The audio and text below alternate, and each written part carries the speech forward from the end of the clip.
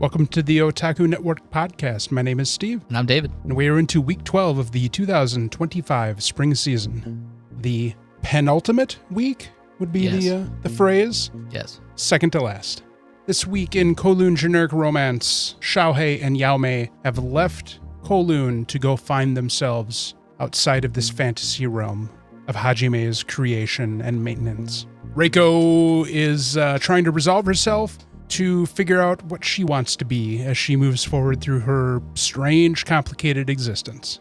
Unfortunately for Miyuki, his plot for revenge is dashed as he realizes that his adopted father has advanced dementia and there is little point in resurrecting his dead son only to destroy him with him, because his stepfather's already to the stage of dementia where he thinks that Miyuki is his dead son. So Miyuki's kind of packing in the bag for right now, much to Yulong's chagrin, as he figures he just needs to shut Terra project down, and the best way to do that is to find Hajime.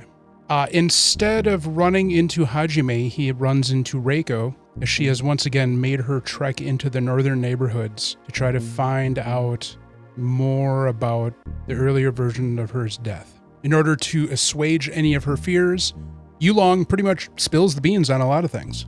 There was a cold medicine that Heavy Numa Group had developed that had some dire consequences. People began using it recreationally for psychotropic effects, and it was particularly lethal.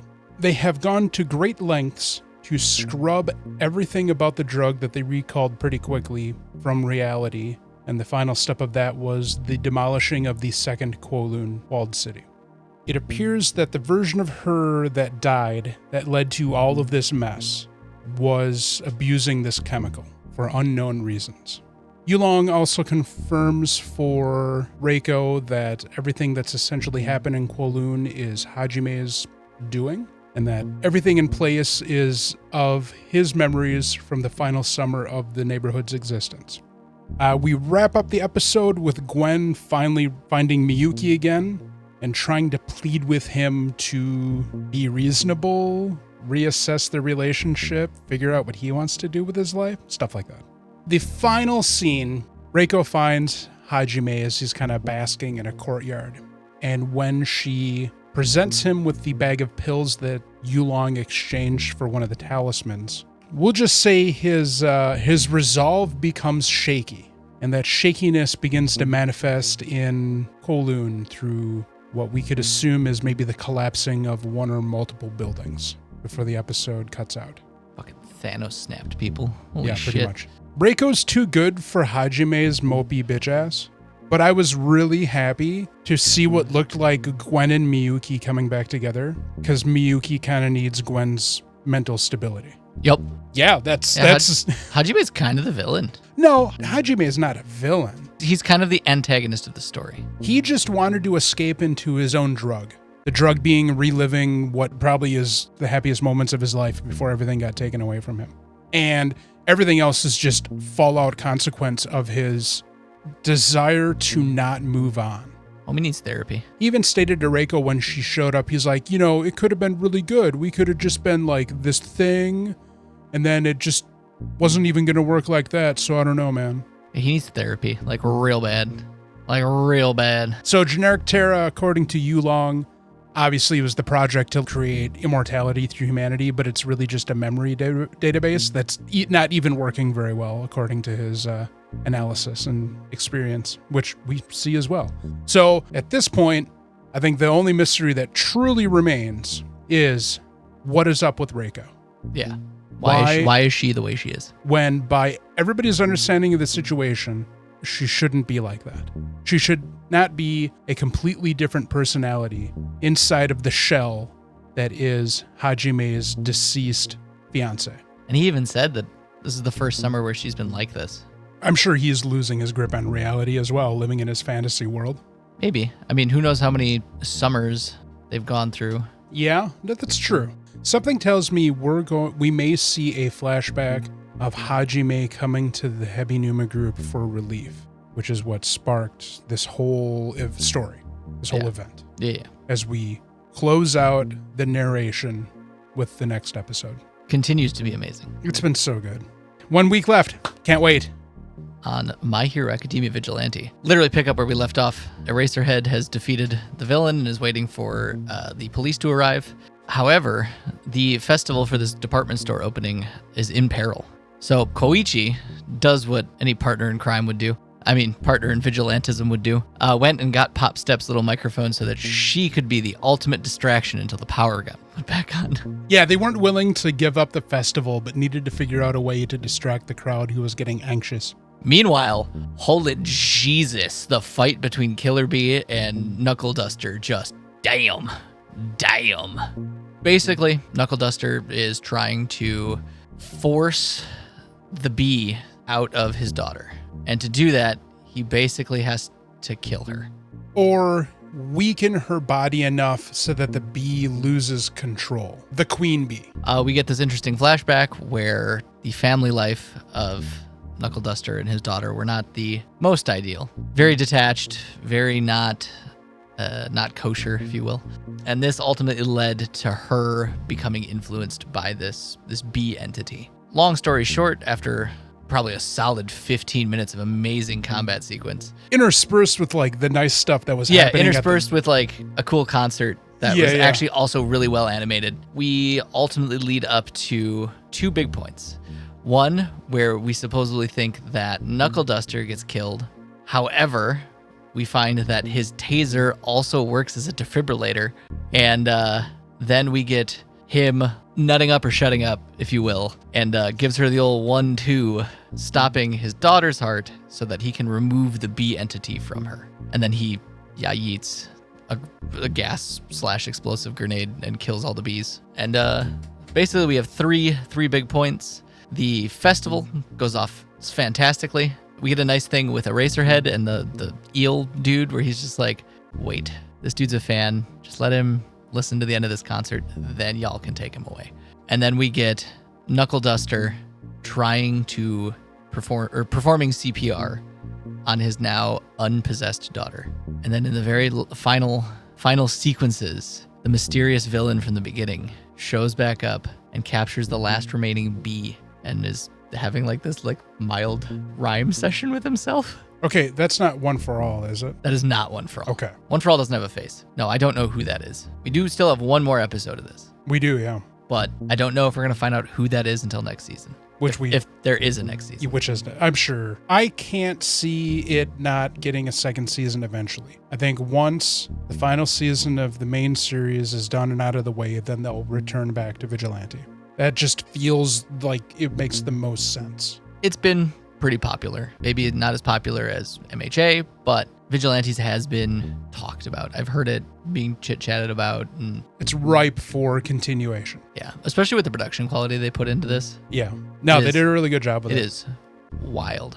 Fight scene between Knuckleduster and his daughter was really good. It was awesome. I was like, hey. And it was unrelenting. I do like that he took the phone call while he was from the hospital. Yeah. Yeah. We want to talk about your wife's condition. Yeah, sorry, I'm a little busy right now. Sorry for the noise. I'm traveling right now. I'm like, bro, just don't answer the phone.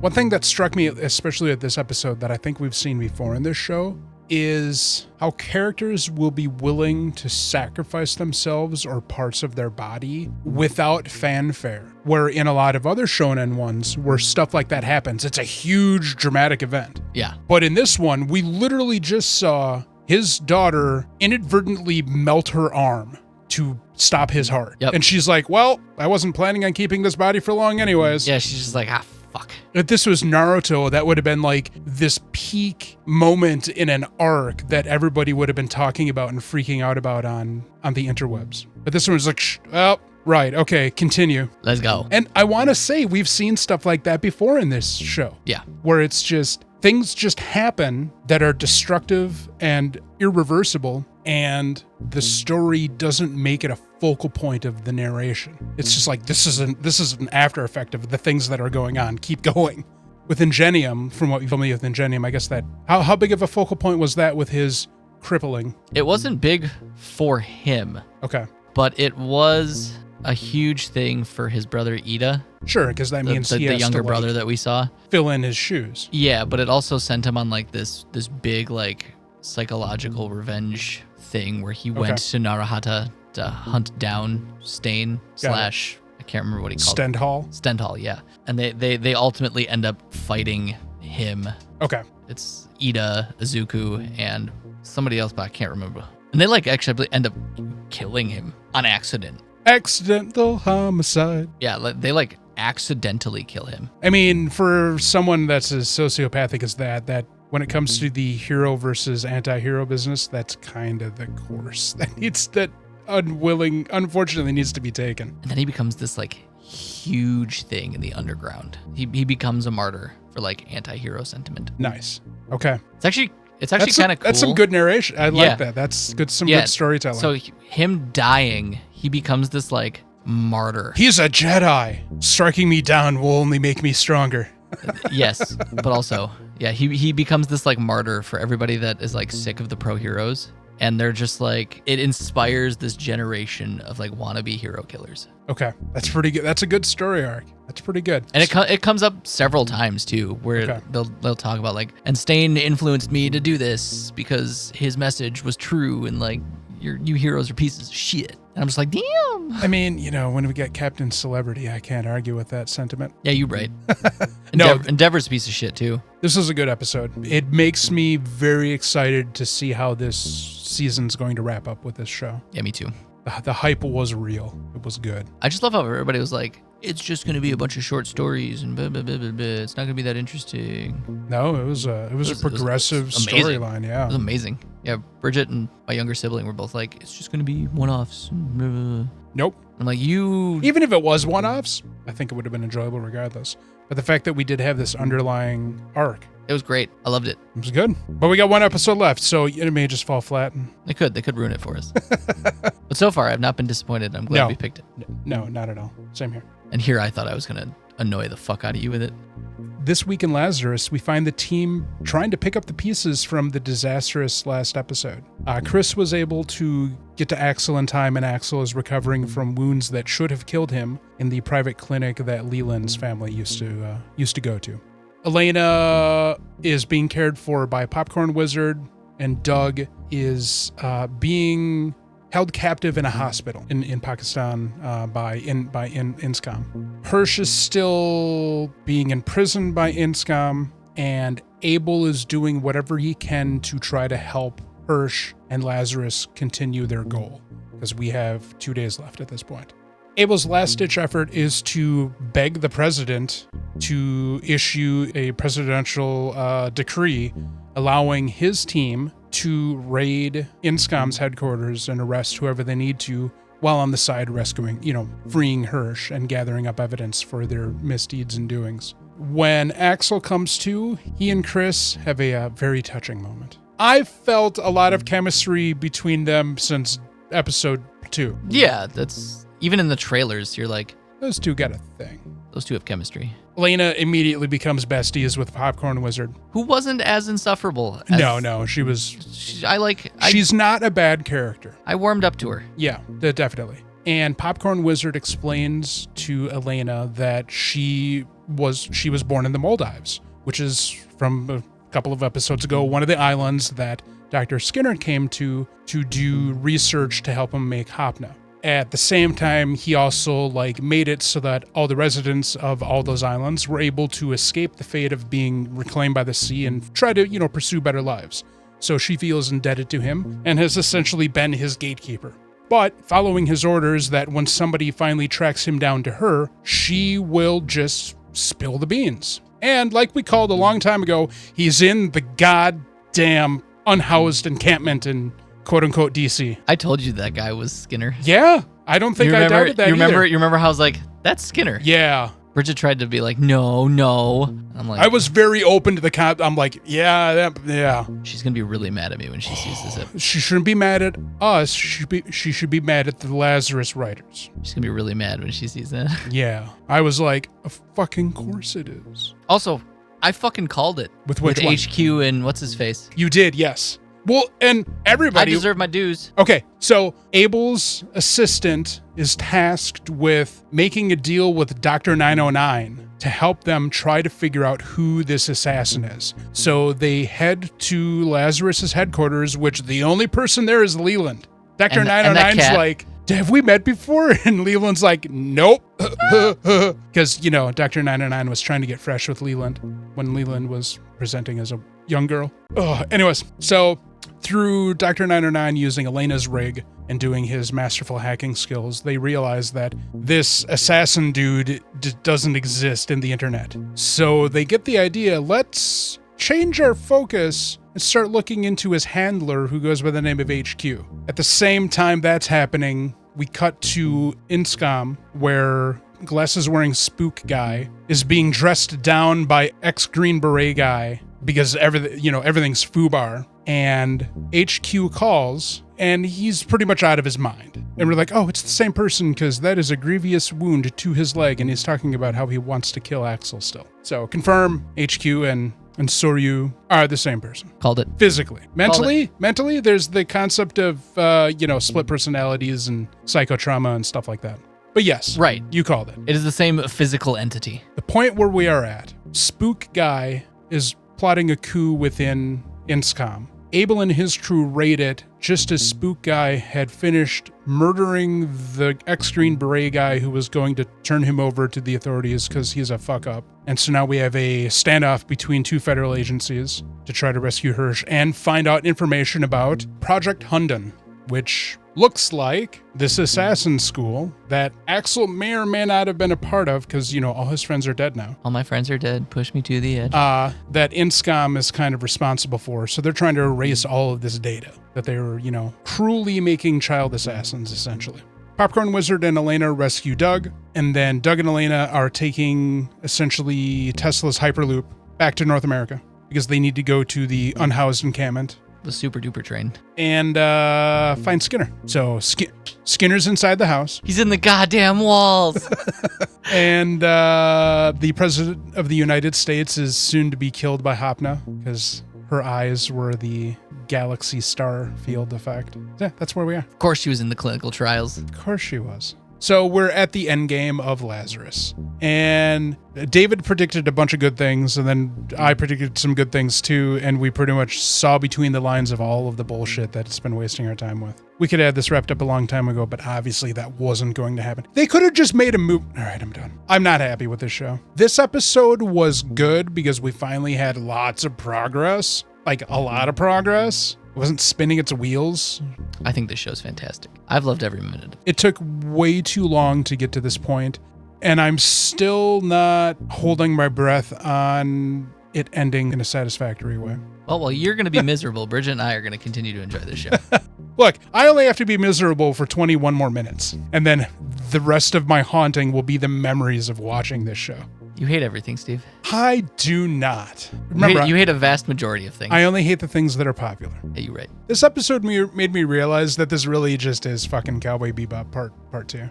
It's just a random story about a bunch of people who have no connection to anything, and they form a kinship through just being loners. But the difference between this and Cowboy Bebop, aside from the obvious of space and future,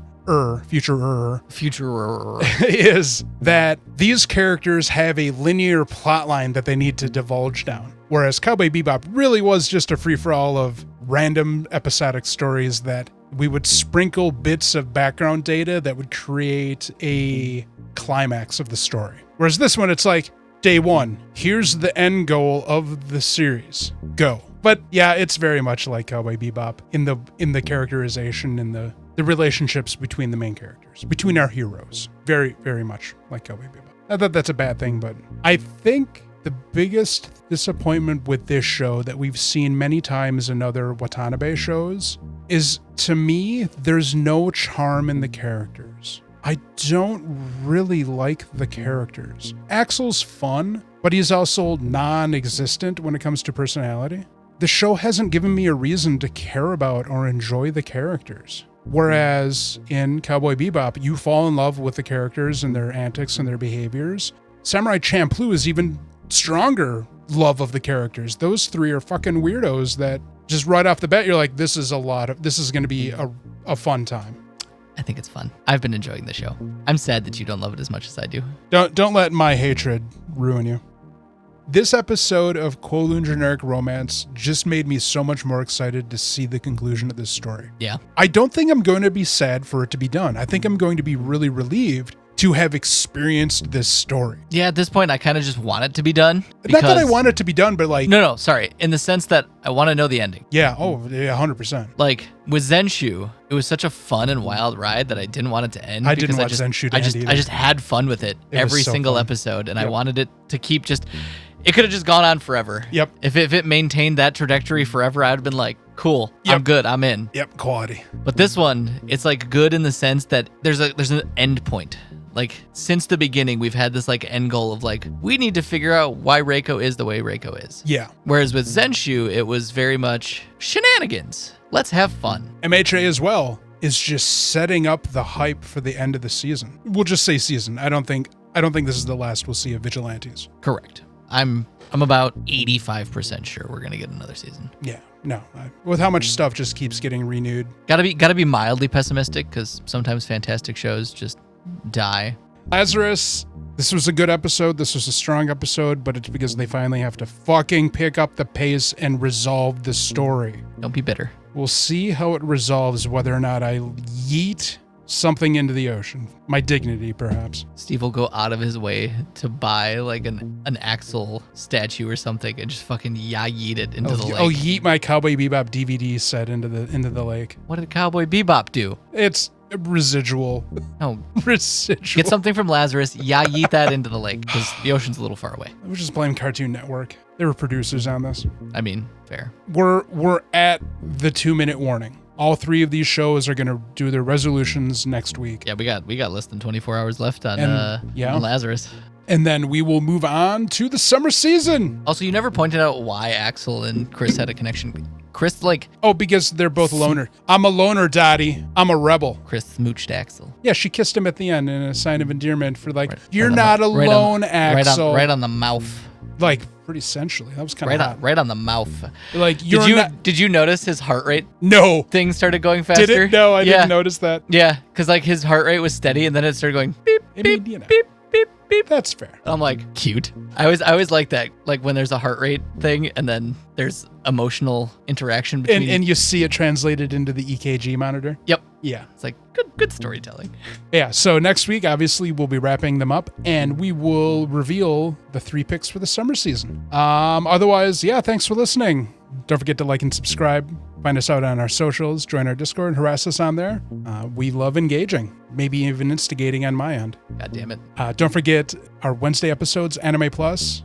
The next stretch of Anime Plus, we're going to be talking about Rascal Does Not Dream of Santa Claus, the second TV series for the Rascal Does Not Dream franchise. Woo! So cannot wait. It's the college arc, baby. And we're going to be dropping a couple of episodes in between where we do recaps of the original TV series and then the 3 movies that lead us into this second TV series for Rascal. So check those out, and we will check you guys in the future.